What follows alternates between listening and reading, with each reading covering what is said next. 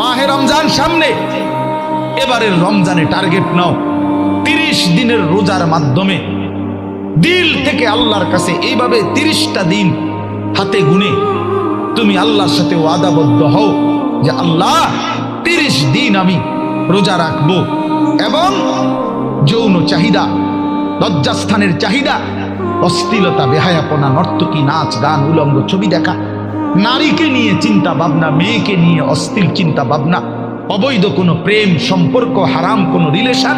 এই সব ত্যাগ করে বন্ধু 30টা দিন মনোযোগ দিয়া রোজা রাখো, তারাবি পড়ো, ইফতার করো, সাহারি করো, তাসবিহ পড়ো, তেলাওয়াত করো, কোনো আলেমে দ্বীনের সাথে উঠা বসা করো, ইমাম সাহেবের সাথে সম্পর্ক করো। ইনশাআল্লাহ দেখবা আল্লাহ চাহে তো 30 দিনের মাথায় আল্লাহ বলেন লাআল্লাকুম তাত্তাকুন, আমি আল্লাহ ওয়াদা দিলাম মোমেন তোকে মুত্তাকি বানিয়ে দেব।